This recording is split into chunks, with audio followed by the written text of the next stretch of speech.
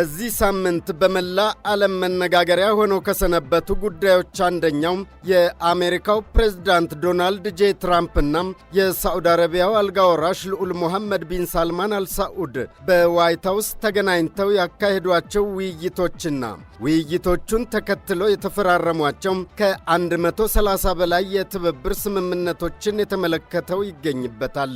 ሁኔታው በመጀመሪያ ላይ ሲታይ እንደተለመደው የዲፕሎማሲ ወይም የንግድ ጉዳዮች ስብሰባ ብቻ ሊመስለን ይችላል፣ ወይም የንግድና ኢኮኖሚ ስብሰባ ብቻ ሊመስል ይችላል። ነገር ግን እነዚህን አሃዞች የሚያካትቱ ብዙ ከፍተኛ ጉዳዮችን የሚመለከቱ የተለያዩ ውይይቶችን ያደረጉት ሁለቱ መሪዎች በግልጽ ለሚዲያ ፍጆታ ፊት ለፊት ወጥተው ካዋሏቸው ጉዳዮች በተጨማሪም የንግግሮቻቸው ሞገዶች የዝግ በሩን ግድግዳዎች አልፈው ለጊዜው ለዓለም ዓይንና ጆሮ አልበቁም። የዚህን ስብሰባ አስፈላጊነት ለመረዳት በሰፊው የጂኦ ፖለቲካዊ አውድ ውስጥ መመልከት ይገባል። ፕሬዝዳንት ዶናልድ ትራምፕ በአሜሪካ ፖለቲካና በውጭ ፖሊሲ ላይ ያላቸው ተጽዕኖ ኃይለኛ ሆኖ የቀጠለም የሃያሏ ሀገር መሪ ናቸው። ከዋይት ሃውስ ከወጡ በኋላም ቢሆን እርሳቸው ከሳዑዲ ንጉሣዊ ቤተሰብና በአጠቃላይም ከአረባዊቷ ሀገር የመንግሥት አመራሮች ጋር የጠበቀ ግንኙነት ፈጥረዋል። በሌላ በኩል የሳዑዲ አረቢያን ግዙፍ የተባለውን የ2030 ራዕይ አርክቴክት የሆኑት አልጋወራሽ ሙሐመድ ቢን ሳልማን ውስብስብ የዓለም አቀፍ ገጽታን በማሰስ ላይ ያሉ ይመስላል። አይገመቴውና ዋላዩ የመካከለኛው ምስራቅ የኃይል ተለዋዋጭነት ዓለም አቀፍ ኃይልን የማመጣጠን ፖለቲካና በሌሎች ጉዳዮች ላይም አልጋወራሽ ሙሐመድ ቢን ሳልማን ተወጥረው ያሉበት ጊዜ ነው። ስለዚህም በኃያሏ ሀገር አሜሪካና በነዳጅ ዘይት በረሰረሰችው ሀገር ሳዑዲ አረቢያ መካከል ከንግድና የኢኮኖሚ ትስስር ባለፈም አንዳቸው ከሌላኛቸው ምን ይፈልጋሉ የሚለው አንደኛው ጥያቄ ነው። ሌላኛው ደግሞ በመላ ዓለም የሁለቱ ሀገራት የንግድ የኢኮኖሚና በአጠቃላይ በዓለም አቀፍ የኃይል አሰላለፍ በተለይም በመካከለኛው ምስራቅና በቀይ ባህር ቀጠና አካባቢ ምን አንደምታ ሊኖረው ይችላል ብሎ መጠየቅም ብልህነት ይሆናል። ስለዚህም ፕሬዝዳንት ትራምፕና አልጋ ወራሽ ቢን ሳልማን በዋይት ሃውስ ተገናኝተው በተለይም በዝግ በር ጀርባ የመከሯቸው ምክክሮች እንደዚሁም በግላጭም የታዩት ከ137 የማያንሱ ስምምነቶች ትርጉማቸውም በሁለቱ ሀገራት ድንበር ውስጥ ብቻ ታጥሮ የሚቀር አይደለም። በአጠቃላይ የመካከለኛው ምስራቅን የኃይል አሰላለፍ በእጅጉ የሚቀይር አሊያም የሚያናጋ ውጤት ይዞ ሊመጣ ይችላል። በሌላ በኩልም ሳዑዲ አረቢያ የምትገኝበት ቀጠናም ለአፍሪካ ቀንድና በተለይም የቀይ ባህር ቀጠና አካል እንደመሆኗም ከፍተኛ አንደምታ ሊያስከትል የሚችልም ነው። ጤና ይስጥልኝ የተከበራችሁ አድማጮቻችን፣ ከፋና ሚዲያ ኮርፖሬሽን ሳምንታዊው ዳሰሳ ጀመረ። የዛሬው ዳሰሳችን ማጠንጠኛ በያዝነው ሳምንት መጀመሪያ ላይ የአሜሪካው ፕሬዝዳንት ዶናልድ ትራምፕና የሳዑዲ አረቢያው አልጋ ወራሽ ልዑል ሙሐመድ ቢን ሳልማን በዋይት ሃውስ ተገናኝተው የተመካከሩባቸውን ዋና ዋና ጉዳዮችና የደረሱባቸውን ስምምነቶች በተመለከተም በወፍ በረር የምንቃኝበት ይሆናል። አዘጋጅና አቅራቢ ተስፋ ያለነ።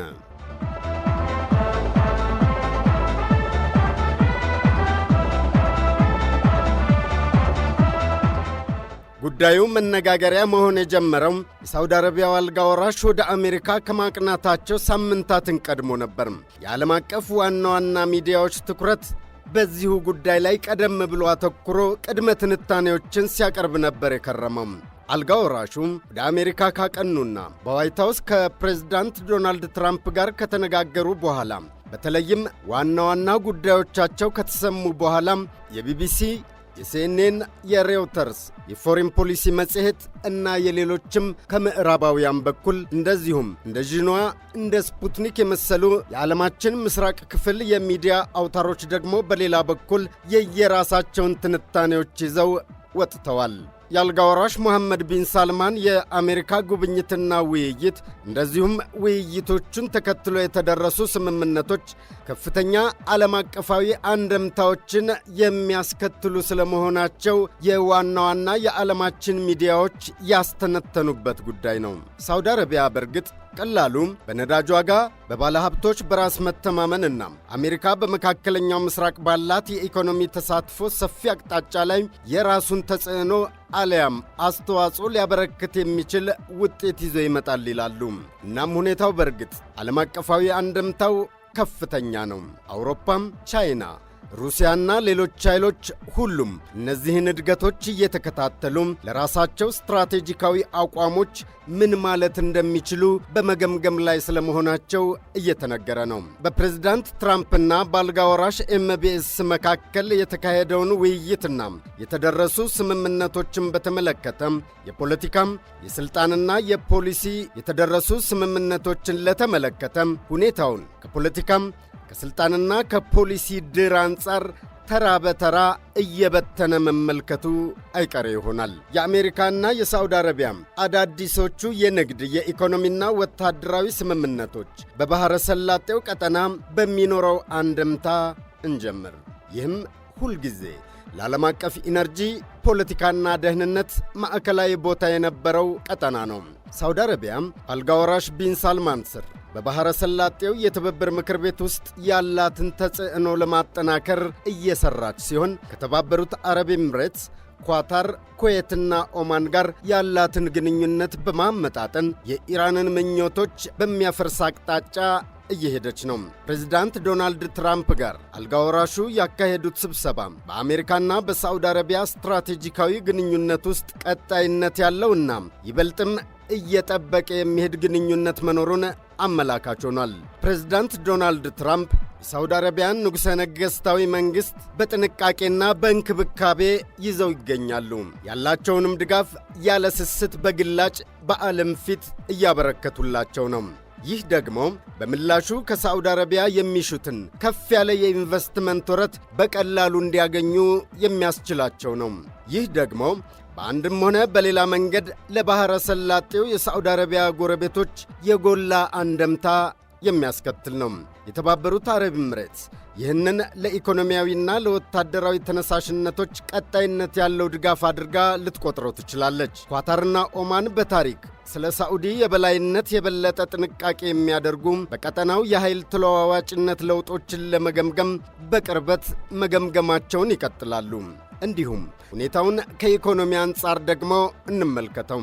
የሳዑዲ አረቢያም የኢነርጂ ፖሊሲ በተለይም የነዳጅ ምርት ውሳኔዎቿና በታዳሽ ኃይል ላይ ያላት ኢንቨስትመንት በባሕረ ሰላጤው ውስጥ በቅርበት ይታያል። እናም ታዲያ የዚህ የሰላጤው ሀያል ሀገር ከዓለማችን ልዕለ ሀያል ሀገር አሜሪካ ጋር የሚኖራት ግንኙነት በዙሪያዋና በዓለም አቀፍ ደረጃ ለምታካሂዳቸው ተከታታይ የኢንቨስትመንት መስፋፋቶች መተማመንን፣ በነዳጅና በኢነርጂ ገበያዎች ላይ ጥገኛ ለሆኑ ጎረቤት ኢኮኖሚዎች ደግሞ አንቂ መልእክቶችን የሚያስተላልፍ ነው።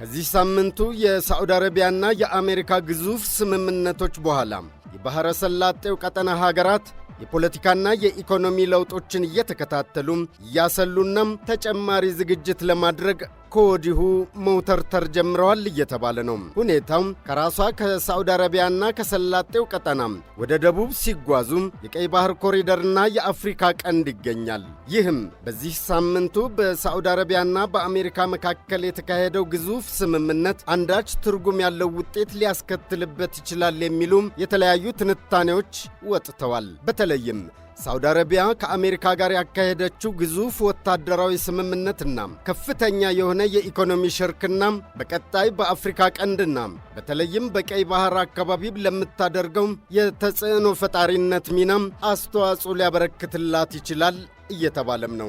ስለዚህም የዚህ አካባቢ ሀገራትም ሁኔታውን በጥልቀትና በጥንቃቄ እየገመገሙ እንደሚቆዩ ይገመታል። ለዚህም ነው በሳዑዲ አረቢያው አልጋ ወራሽና በአሜሪካ ፕሬዝዳንት መካከል የተካሄዱት ውይይቶችና የተደረጉት ስምምነቶች በሁለቱ ሀገራት ድንበር ላይ ብቻ ታጥረው የሚቀሩ አይደሉም።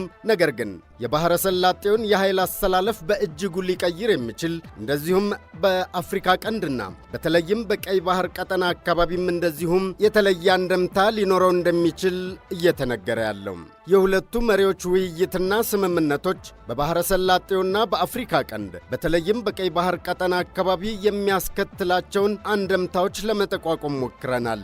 ሁኔታውን በአጠቃላይ ከዓለም አቀፍ ደረጃ ደግሞ እንመልከተው።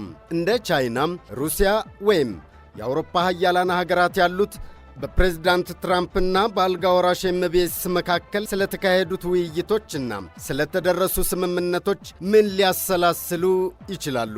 መልሱ በጂኦፖለቲካ በኢነርጂና በፋይናንስ ላይ እንደዚሁም ከወታደራዊ ጉዳዮች ጋር የተያያዘ መሆኑ የሚያጠራጥር አይደለም። ሳዑዲ አረቢያም የዓለምን የነዳጅ አቅርቦት ከፍተኛ ድርሻ ትቆጣጠራለች። ስለ አሜሪካና ሳዑዲ አረቢያም የጋራ አሰላለፍ የሚገልጽ ማንኛውም ምልክት በተዘዋዋሪ በፕሬዝዳንት ትራምፕ በኩልም እንኳ ቢሆን በዓለም ዙሪያ የነዳጅ ገበያዎችን፣ የገንዘብ ፍሰቶችንና የባለ ሀብቶችን በራስ መተማመን ላይ ተጽዕኖ ሊያስከትል ይችላል። በተለይም አውሮፓ ቀጣይነት ባለው የኃይል አማራጭ ስጋቶች ውስጥ እንድትወድቅ ምክንያት ሊሆን ይችላል። ለእስያ በተለይም ለቻይናና ህንድ የረጅም ጊዜ የኃይል ደህንነት ዕቅድ ላይ ተጽዕኖ ይኖረዋል እየተባለ ነው። ይህን ዳሰሳ እያጠናቀርን ባለበት የመጨረሻው ሰዓት ከወደ ሩሲያ እንደተሰማው ከሆነ ደግሞ የፕሬዝዳንት ቭላዲሚር ፑቲን መንግሥት አዲስ ቅርጽ ሊያስገኝ ይችላል የተባለውን የሳውዲና የአሜሪካ መሪዎች ውይይትና ውጤቶቹን በተመለከተም በቅርብ እየተከታተለ ስለመሆኑ እየተነገረ ነው። ሞስኮ በመካከለኛው ምስራቅ ዲፕሎማሲ ላይ ከፍተኛ መዋለ ንዋይ አፍስሳለች። እናም ማንኛውም አይነት የሳዑዲ አሜሪካ ግንኙነት ከኦፊሴላዊ የመንግሥት ቻናሎች ውጪ እንደገና ማስተካከል ያስፈልገዋል የሚል አቋም አላት። በቤልት ኤንድ ሮድ ኢኒሼቲቭ ስር በሳዑዲ መሠረተ ልማትና የኢነርጂ ፕሮጀክቶች ላይ በቢሊዮኖች የሚቆጠሩ ዶላሮችን ኢንቨስት ያደረገችው ቻይናም አቋም ተመሳሳይ ነው።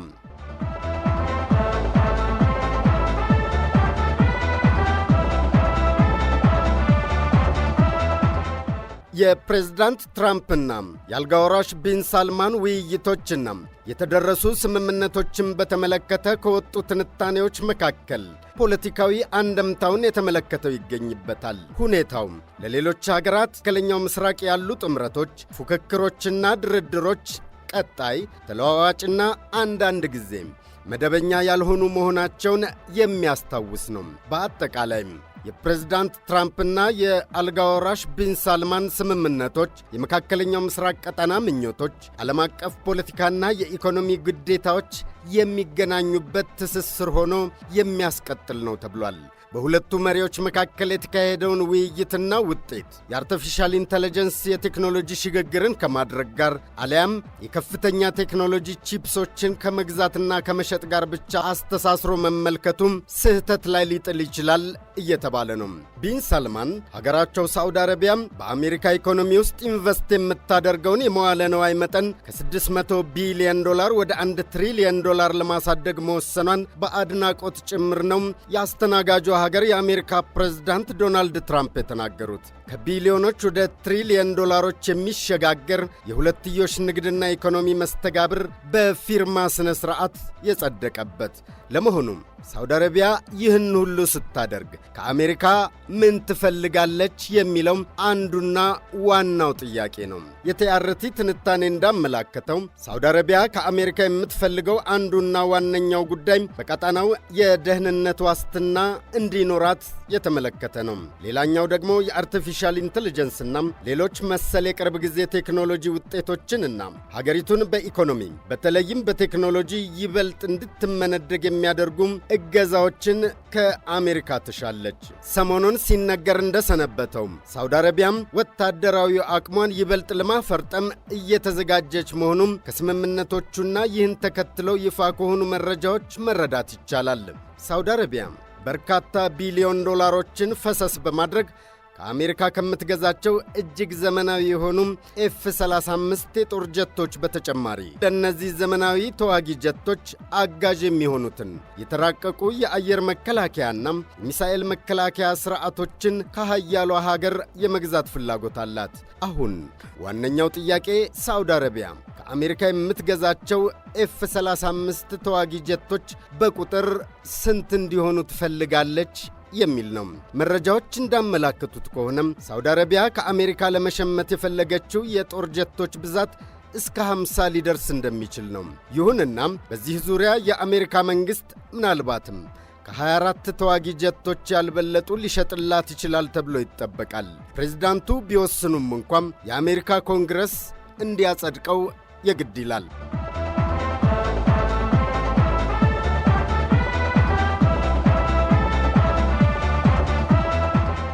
እያደገ የመጣውን የሳውዲ አረቢያና የአሜሪካ ግንኙነት አስመልክቶ በተለይም በሳምንቱ መጀመሪያ ላይ የተካሄዱትን ውይይቶችና በመሪዎቹ መካከል የተደረሱ ስምምነቶችን አስመልክቶ ያላቸውን ዓለም አቀፋዊ አንድምታ በተመለከተ ከወጡ ትንታኔዎች መካከል መልክዓ ፖለቲካን፣ ጂኦፖለቲክስን የተመለከተው ይገኝበታል። ለመሆኑም የሳውዲ አረቢያ በዓለም አቀፍ የኃይል አሰላለፍ ውስጥ ጎላ እያለች መምጣቷም የሚያስከትለው ጂኦፖለቲካዊ አንድምታ ምን ይሆን? የመጀመሪያው ለራሷ ለሳውዲ አረቢያ ከሚያስገኝላት ፖለቲካዊና ኢኮኖሚያዊ ጥቅም አንጻር ነው። የሳውዲ አረቢያው ልዑል አልጋ ወራሽ ቢን ሳልማን የ1 ትሪሊየን ዶላር ኢንቨስትመንት መግለጫ ሳውዲ አረቢያም በዓለም አቀፍ መድረክ ላይ ያላትን ሚናም ከመሠረቱ የሚቀይሩ 4 ቁልፍ ገጽታዎች ያሉት እንደሆነ ተተንትኗል። የመጀመሪያው የጥገኝነት ማረጋገጫ ማለትም ስትራቴጂክ ዲፔንደንስን የተመለከተው ነው። ሳውዲ አረቢያ ለዓመታት በአሜሪካ የደህንነት ጥበቃ ላይ ትተማመን ነበር። አሁን ግን ይህ ብቻ አልበቃትም። ኢኮኖሚዋን በአሜሪካ ውስጥ በማፍሰስ በከፍተኛ ኢንቨስትመንት በመተሳሰር ግንኙነቱን ቀድሞም የደህንነት ዋስትና ብቻ ከነበረው ወደ ኢኮኖሚያዊ ጥገኝነትና ትስስር መቀየር ላይ ያለመ ነው። ይህ የሳውዲ አረቢያ በአሜሪካ ውስጥ የምታካሄደው ግዙፍ ኢንቨስትመንት አሜሪካ ሳውዲን በፖለቲካዊም ሆነ በቀጠናዊ ግጭቶች ውስጥ በቀላሉ እንዳትተዋት የሚያስችል ኢኮኖሚያዊ ዋስትና ማለትም ኢኮኖሚ ኮላተራል ይሆናታል ማለት ነው። በሌላ በኩል ደግሞ ሳውዲ አረቢያም በቅርቡ ከቻይናና ከሩሲያ ጋር እንደዚሁም እንደ ብሪክስና ኦፔክ ባሉት ውስጥ ያላት ሚና እያደገ በመጣበት በዚህ ወቅት አሜሪካንንም እንደማትተዋት አመላካች የሆነ ቃል ገብታላታለች። ይህም ቃል በ1 ትሪሊየን ዶላር ኢንቨስትመንት የታሰረ ነው ማለት ይቻላል። ዓለም አቀፋዊ የኃይል ሽግግር እየተካሄደ ባለበት በዚህ ጊዜ ሳውዲ አረቢያም የምዕራባውያንን ካፒታል ሳታጣ ከምስራቁ ዓለምም እንደ ብሪክስ ካሉት ጋር ያላትን ትስስርም ሳትተው መስራት እንደምትችል ለማሳየት በመሞከር ላይ ናት። ሌላኛው በአሜሪካ ውስጥ የምታውለው መዋለ ንዋይ የሳውዲን ከነዳጅ ዘይት ሽያጭ ጥገኝነት የተላቀቀ ኢኮኖሚን የማስፋፋት ዕቅድ አንድ አካል ነው ብሎ መውሰድ ይቻላል። በአሜሪካ ውስጥ መዋለ ንዋይን በማፍሰስ ሳውዲ ዓለም አቀፍ ዕውቀትን፣ ቴክኖሎጂንና አዳዲስ የኢኮኖሚ ዘርፎችን ወደ ሀገሯ ለመሳብ ይጠቅማታል። እንደገናም ኢንቨስትመንቱን ወደ አሜሪካ በማዛወር የሳዑዲ አረቢያ ሉዓላዊ ሀብት ፈንድ PIF ይሉታል ካፒታሉን የደህንነት ዋስትና ከሌለው መካከለኛው ምስራቅ አካባቢ ፈንጠር በማድረግ የተወሰነው የሀብት ክፍል ከስጋት ነፃ ሆኖ እንዲቀመጥ ያግዛታል እየተባለ ነው።